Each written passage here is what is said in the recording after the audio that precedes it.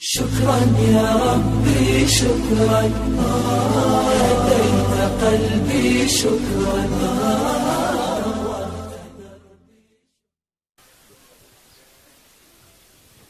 Ustadz, bagaimana cara menghadapi istri yang suka marah?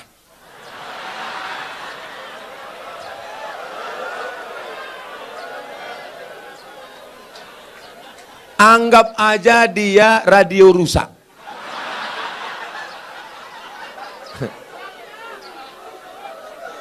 Nikmati aja. Jangan sampai ketika dia tidak ada baru kau menangis. Kalau sudah tiada baru terasa. Oleh sebab itu maka kalau dia marah-marah bilang sama dia, enggak ada lo, enggak rame mah. Oleh sebab itu, kenapa dia marah? Jangan kita egois, kenapa dia marah? Yang mengandung anakmu 9 bulan 10 hari siapa? Dia kan?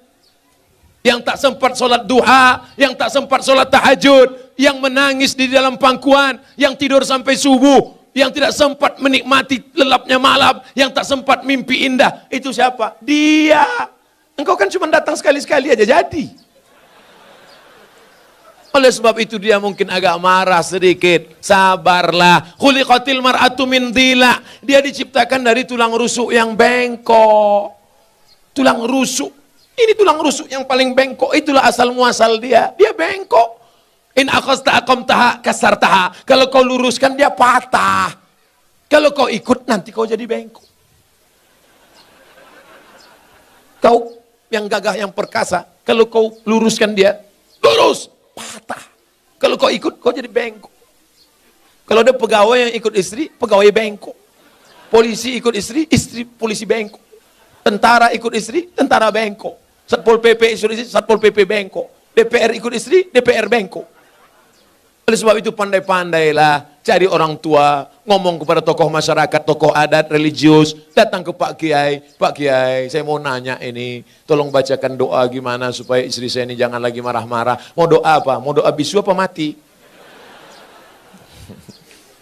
Insya Allah semuanya ada kebaikannya. Dia marah kenapa? Mungkin karena engkau gak sholat berjamaah. Dia marah kenapa? Mungkin uang belanjanya kurang.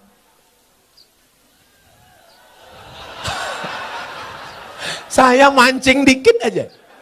Betul. Itu sesungguhnya adalah luapan kekecewaan yang lama terpendam. Oleh sebab itu kalian pulang nanti duduklah bersama, tulis baleho seperti ini, judulnya apa? Mau dibawa kemana hubungan ini? Oleh sebab itu insya Allah, kalian berdua ini sebenarnya siapa yang mempertemukan kalian? Allah. Pulang dari sini katakan, Mama, aku tak pernah mencarimu, kau pun tak pernah mencari aku. Allah mempertemukan kita. Apa jawab dia? So sweet, Pak. Oleh sebab itu maka kalau dia marah-marah sedikit, tinggal kau nikmati, kau dengarkan aja. Kalau kira-kira kau kecewa, ambil kapas, sumbat telingamu. Hidupkan earphone. Udah selesai? Belum? Pasang lagi ya.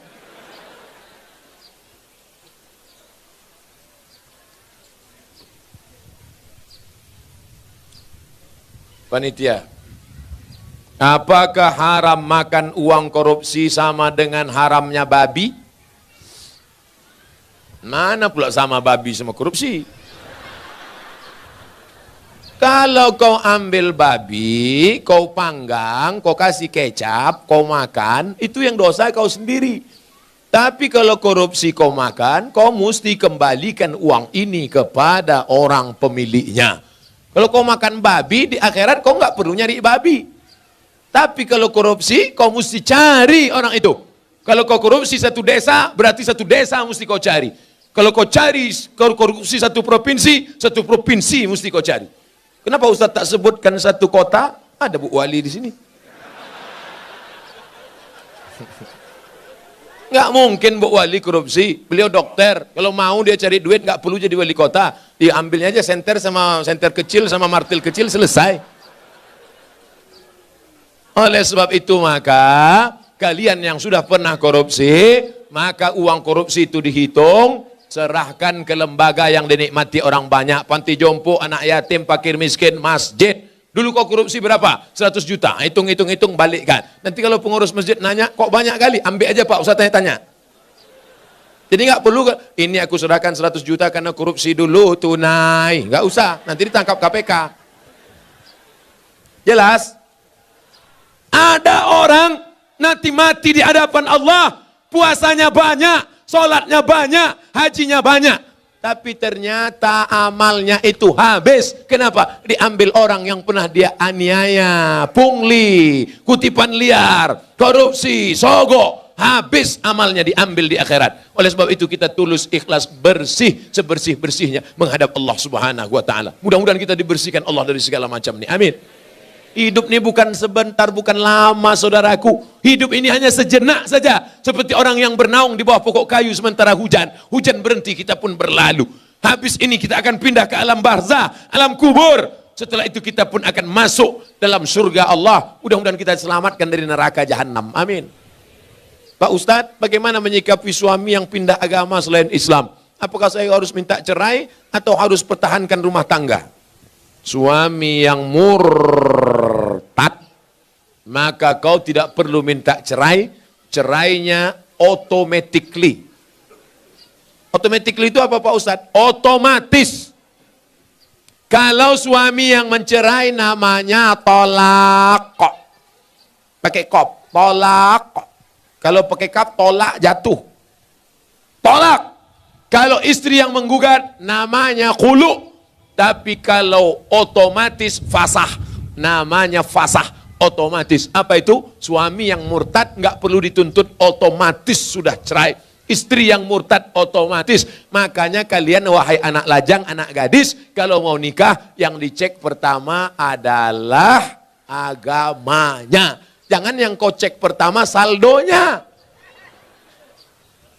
Ustadz Somad, anak saya dokter, mantap, mau nikah. Calon mantu saya ragu sholat apa enggak. Gimana cara ngetesnya Pak Ustadz? Suruh ketemuan jam 12 siang hari Jumat.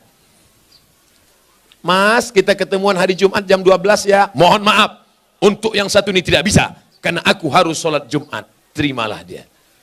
Tapi kalau dia bilang, oke. Tapi tes ini tidak bisa dipakai lagi karena soal sudah bocor. Nanti saya kasih soal yang baru. Saya banyak soal-soal. Bisa kita bicara 4 mata Pak Ustadz, jangankan 4 mata, 3 pun bisa kita bahas. Agamanya dulu. Wahai laki-laki, kalau kalian mau meminang perempuan, tengok agamanya. Wahai para wali, perempuan tidak langsung menerima laki-laki. Perempuan itu tidak langsung sama laki-laki. Dia harus ada walinya. Yang menerima si laki-laki itu 6. Bapakmu, kakekmu, abangmu, adikmu, pamanmu, abang ayahmu, adik. Dia tanya. Makanya perempuan itu ditanya, Nduk, anak perempuan, maukah engkau menerima laki-laki ini? Kalau perempuan itu diam, berarti tanda setuju.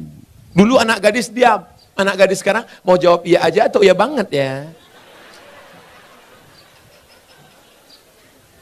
Nah, kalian perempuan, yang pertama dilihat dari laki-laki adalah din, agamanya, wa khuluqahu, baik agamanya, baik akhlaknya, terima dia.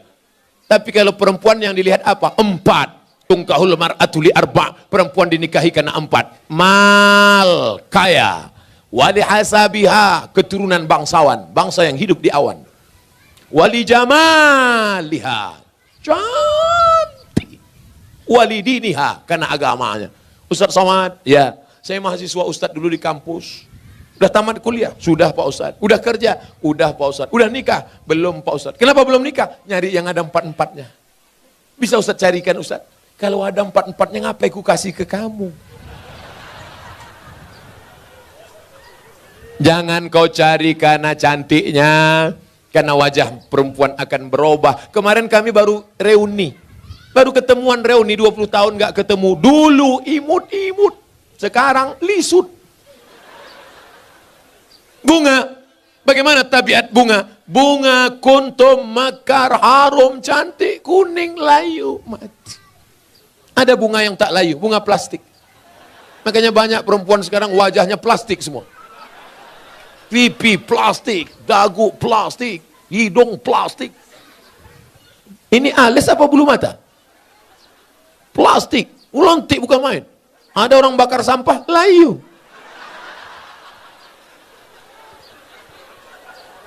Menggeletar tangan, mencukur bulu mata. Mau pergi undangan, salah potong, hilang semua. Kawan udah mulai nelpon, gimana? Jadi kita berangkat. Wah kacau ini. Hilang, nggak mungkin pergi satu, hilang kan dua-duanya. Hilang. Gimana? Waduh kacau, gimana ini? Mau ditempelkan ijuk sapu, nggak mungkin. Untung ada spidol whiteboard. Makasih ya Pak, memang kau penyelamatku. Rupanya spidolnya nggak permanen. Sampai di tempat undangan, sambal udangnya pedas. Kipas angin mati, meleleh.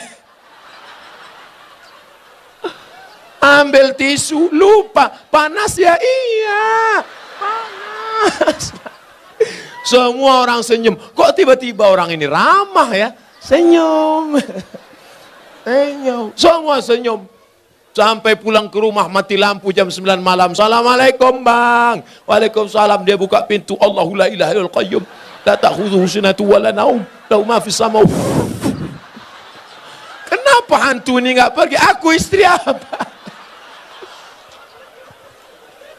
Inilah bahayanya. Kalian anak muda boleh tertawa sekarang, tapi ini bisa saja terjadi pada istri kalian. Maka pilihlah perempuan-perempuan bontang yang solehah, yang religius, yang agamis. Takbir. Yang takbir yang belum nikah. Anak udah doremi pasula sido. Amin. Allahu Akbar. Jaga aja bini di rumah. Kalian ini sudah punya rumah. Yang saya bicarakan ini anak-anak lajang yang belum punya rumah. Dia bicara tentang rumahnya yang baru. Kalian rumah yang udah lama itu aja dempul-dempul dikit, cet-cet dah.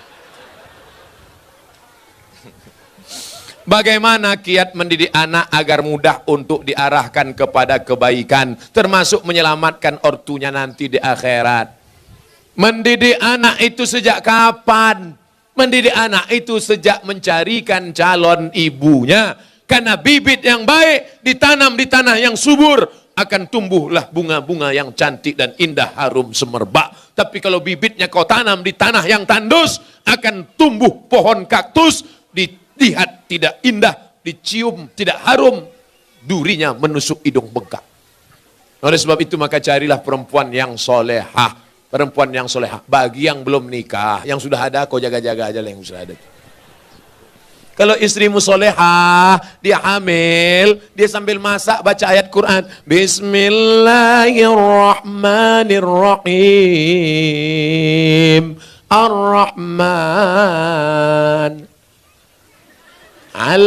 Garamnya garam. Allamal Quran. Jadi anak soleh ya nak. Coba kalau istrimu tak solehah. Dia masak.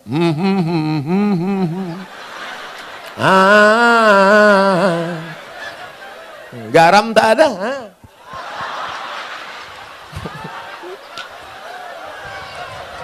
Kuku panjang. Kuku panjang. Di atas black kutek, di bawah black daki. Dimasakkannya kau bakwan. Sebelah kiri pula tuh. Enak bakwan mama ya. Iya. Makanya kalian cari yang solehah. Setelah anak lahir, selama mengandungkan itu apa yang dia baca? Dia baca surat Yusuf. Datang ke Kiai, Pak Kiai, gimana supaya anak saya baik? Baca surat Yusuf. Maksud Pak Kiai supaya anaknya nanti imannya kuat seperti Nabi Yusuf diajak berzina oleh Zulaikha tapi nggak mau. Rupanya dia salah sangka. Disangkanya anaknya ganteng macam Nabi Yusuf. Begitu lahir hitam pendek. Marah sama Pak Kiai. Pak Kiai, kenapa anak saya seperti ini? Kenapa enggak seperti Nabi Yusuf? Suaminya mana? Ini suaminya Pak Kiai. Iya sama.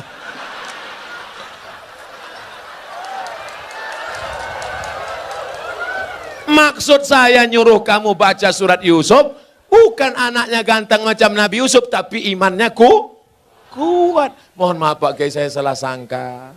Ya enggak apa-apalah, udah terjadi apa boleh buat Pak Kiai. Dia enggak akan marah, dia enggak akan komplain ke kamu. Aku nyesal nikah sama kamu mas, hitam pendek, jelek, busuk, bau. Jangan-jangan aku kena pelet dulu. Dia tetap nerima. Apa kata dia? Mas, aku nggak marah. Karena Islam mengajarkan rukun iman 6. Iman ke-6 adalah nerima takdir baik dan takdir buruk. Engkaulah takdir burukku, Mas. Dia ridho nerima. Dia tidak akan marah mencaci maki engkau. Karena dia berkata, walaupun bagaimanapun juga, engkau adalah pilihan terbaik menurut Tuhan untuk aku, Mas. Walaupun kemana-mana orang selalu bertanya, itu supirmu ya? Lalu kemudian, setelah anakmu lahir, dia akan menyusukannya. Disusukannya anakmu berapa lama? 2 tahun. Sekarang banyak perempuan tidak mau menyusukan anak 2 tahun. Disusukan anak ke kaleng. Makanya anak pulang sekolah bukan meluk ibunya, meluk kaleng. Tanya Bu Dokter, tanya Pak Dokter Andi Sopyan, apa kata dokter? Coba tengok dinas kesehatan, susukan anak Anda 6 bulan berturut-turut, ASI eksklusif. Insya Allah otaknya akan cerdas, tubuhnya akan sehat, tidak terkontaminasi penyakit. Dulu kita mandi di sungai 6 jam mandi sampai biru bibir, nggak ada batuk, nggak ada demam. Air susu ibu membuat kita kuat, imun kita sehat. Anak sekarang ngelihat mendung aja bersin. Ikatan emosional dekat. Anaknya disusukan ibu. Ibu yang menyusukan anak untuk menghindari kanker payudara. Ibu yang menyusukan anak sekaligus keluarga berencana. Ibu yang menyusukan anak kedekatan emosional antara ibu dan anak. Makanya anakmu jauh dia tetap nelpon, mama mau makan apa? Nanti adik bawakan makanan ya. Anak yang tidak kau susukan, kau titip uang pun dia lupa. Mana titipan mama tadi? Enggak ingat, Ma. Lupa. Jangan heran. Kenapa? Karena hubunganmu dengan dia sudah lama putus. Lalu kemudian setelah itu dijaganya. 2 tahun pertama, susukan. 2 tahun kedua, lari-lari, lompat-lompat. 2 tahun ketiga, mulai dia mengajarkan surat-surat pendek. Anak sambil motong-motong bawang, motong-motong cabai. Bismillahirrahmanirrahim. Qul huwallahu ahad. Akhirnya dia ajak sholat. Sekarang kita ketemu perempuan di tepi jalan. Umur 5 tahun. Lipstiknya tebal, rambutnya pirang 3 warna. Merah, kuning, kelabu. Kuteknya merah. Kira-kira anak umur 5 tahun ini yang ngajar siapa?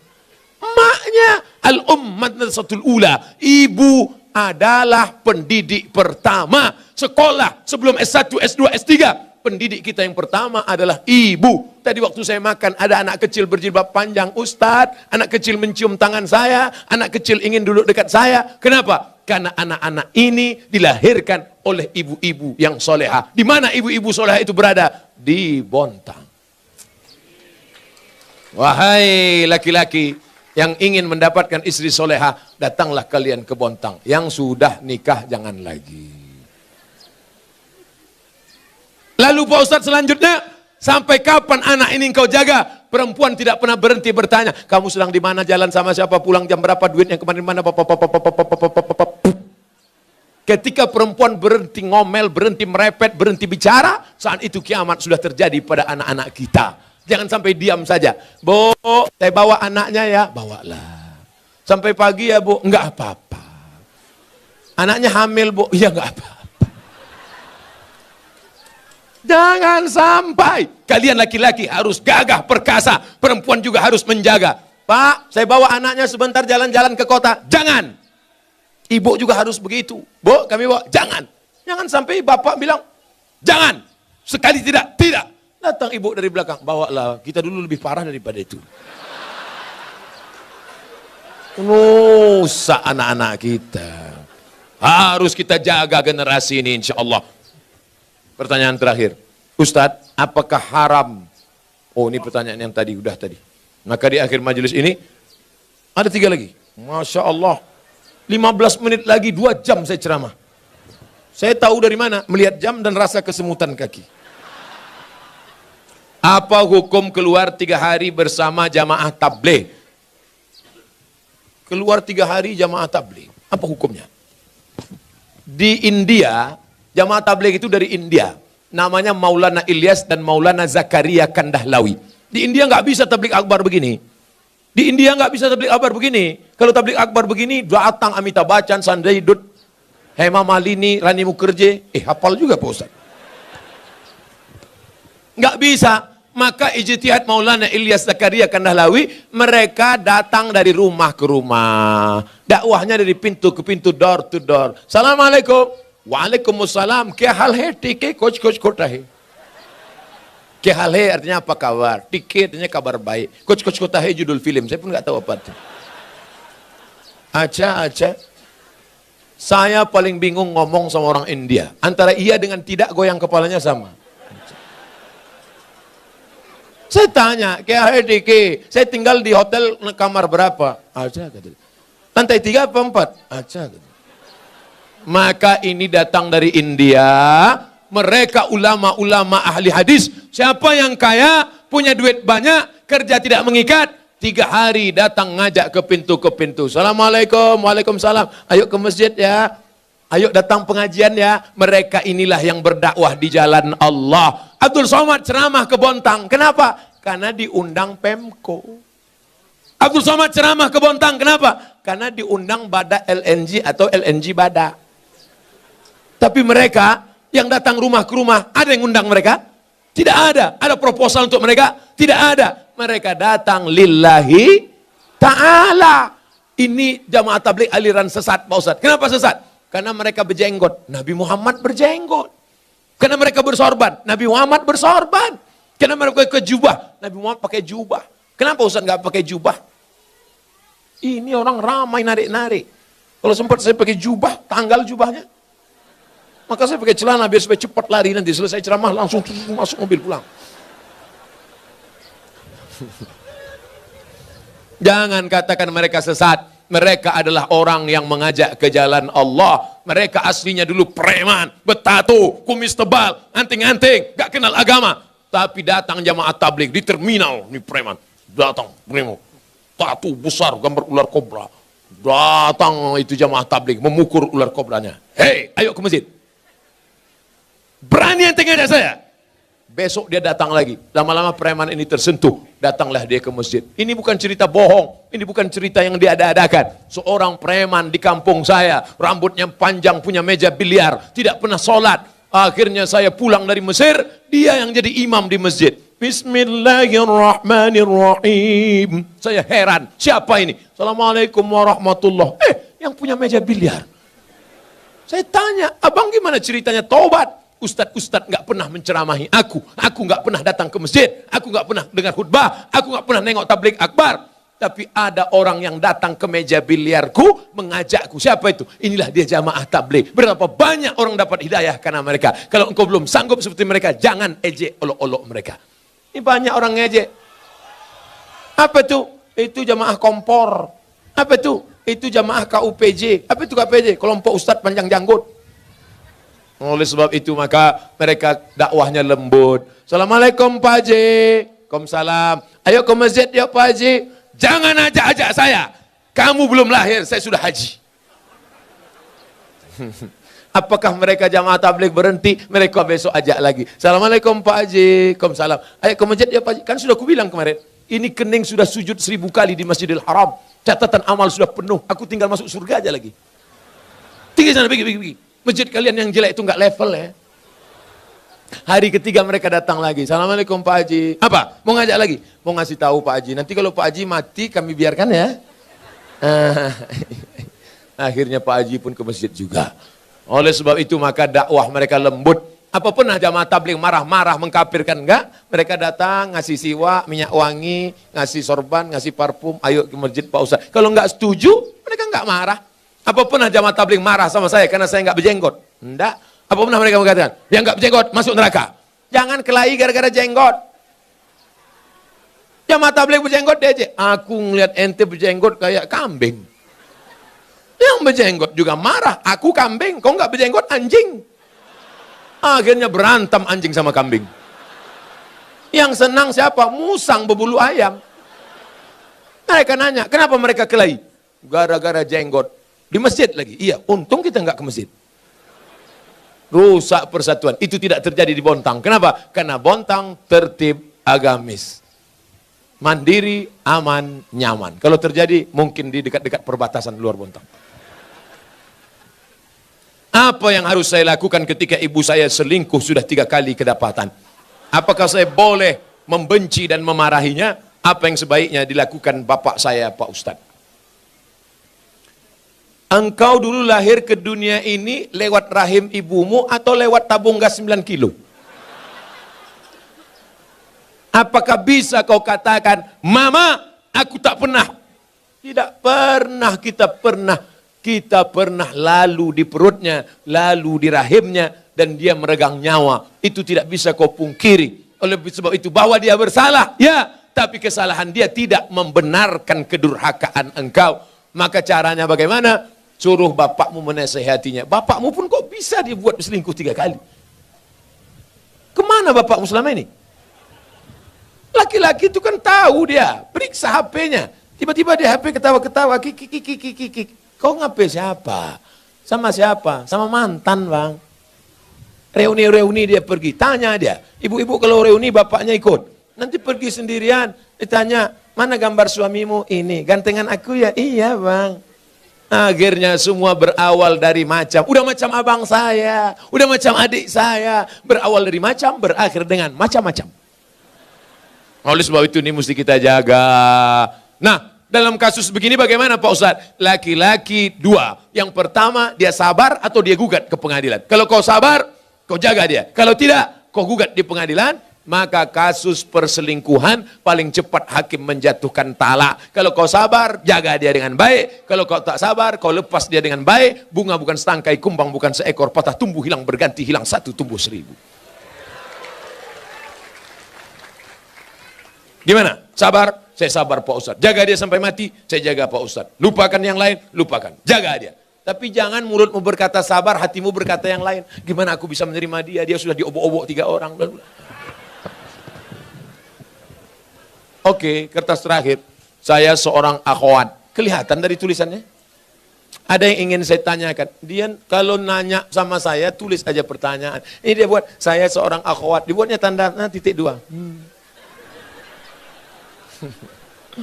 Ustadz, seorang akhwat, ada ingin saya tanyakan. Ada orang melamar saya, tapi saya sedang menyukai orang lain. Bagaimana ya Pak Ustadz? Ini mancing-mancing aja. Ada laki-laki melamar engkau, tapi hatimu sedang suka dengan orang lain. Maka kau tengok dulu mana di antara 2 laki-laki ini yang bisa menyelamatkan engkau dunia akhirat. Kalau tiba-tiba yang ini datang, ini jantan dia, perkasa dia, dipinangnya kau dengan baik. Ini cuma berani bawa engkau makan mie ayam, bakso, bonceng sana, bonceng sini, pegang tangan, ujung jempol kaki. Maka kau campakkan ini, Fir'aun, ini tak ada gunanya nih. Ini yang Musa yang baik ini.